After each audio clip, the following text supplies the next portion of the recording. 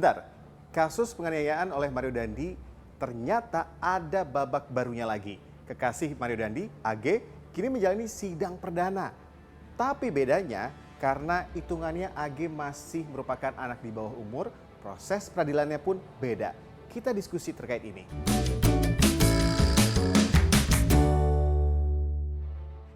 Sidang perdana terhadap AG digelar tertutup di Pengadilan Negeri Jakarta Selatan.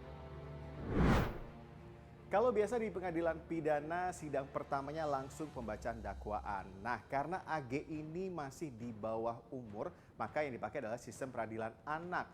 Sidangnya diawali dengan musyawarah diversi terlebih dahulu. Bahasa awamnya mediasi. Jadi musyawarah diversi adalah pengalihan penyelesaian perkara anak dari proses peradilan pidana ke proses di luar peradilan pidana. Nah, dalam musyawarah diversi ini keluarga D selaku pihak korban yang dianiaya menolak sehingga kasus ini pun tetap dilanjutkan ke persidangan.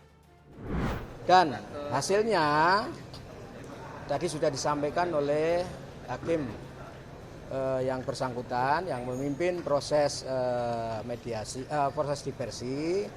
Jadi dari pihak keluarga korban tidak bersedia, artinya menolak untuk dilakukan proses penyelesaian melalui diversi. Artinya apa? Sesuai dengan ketentuan undang-undang, apabila diversi gagal, maka dilanjutkan dengan proses persidangan. Dan tadi hakim yang bersangkutan sudah menyampaikan hari ini juga akan dilakukan sidang yang pertama.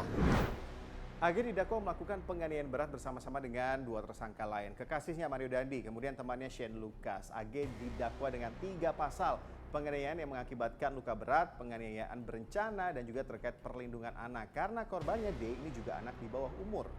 Nah, dalam pembacaan dakwaan, pasal yang disampaikan masih sama dengan pasal yang pada saat proses penyidikan, ya, penganiayaan berat terencana dengan tuntutan dakwaan alternatif, ya, Undang-Undang Pelindungan Anak yang ancamannya 5 tahun dan pasal 355 penganiayaan berat junto 56 KUHP tentang pembantuan pidana yang ancaman pidananya 12 tahun. Seperti itu. Dan bila melihat kembali peran AG dalam kasus penganiayaan ini, tergambar tanpa jeda dalam rekonstruksi yang menghadirkan AG dan juga 2 tersangka lainnya. AG ikut membantu memuluskan rencana penganiayaan D oleh Mario Dandi dengan meminta korban keluar dari rumah, dalihnya hendak mengantarkan kartu pelajar. Begitupun saat penganiayaan, tak nampak upaya AG untuk menghentikan tendangan dan pukulan yang bertubi-tubi ditujukan kepada korban. Banyak publik yang bertanya, jika kita merujuk rekonstruksi tadi, kemudian dakwaan yang begitu berat, kenapa dalam peradilan anak musyawarah diversi ini wajib dilakukan dan kenapa juga vonis pidana terhadap anak ini harus setengah dari ancaman hukuman yang berlaku? Itu tujuannya sebenarnya itu. Tujuan dari diversi itu menjaga supaya anak-anak tidak masuk ke dalam tidak dimasukkan ke dalam lembaga pemasyarakatan gitu. Karena ya itu tadi hasil penelitiannya kan seperti itu. Sekali anak masuk ke dalam penjara itu kecenderungannya adalah dia akan melakukan menjadi residivis gitu, melakukan 2-3 kali gitu. Itu yang dihindari ya oleh peradilan pidana anak tuh yang dihindari supaya anak tidak menjadi penjahat kambuhan gitu atau menjadi pelaku kejahatan yang kambuhan gitu. Nah, karena itu seserius mungkin harusnya diversi itu diusahakan gitu supaya selesai, di satu sisi perkaranya selesai, di sisi lain tidak ada anak yang dipenjarakan atau yang dimasukkan ke lembaga pemasyarakatan. Kalau sudah putusan ya terserah vonisnya, terserah vonis hakimnya berapa gitu ya. Yang pasti itu tadi acuannya adalah orang dewasa itu anak-anak itu separuh dari orang dewasa.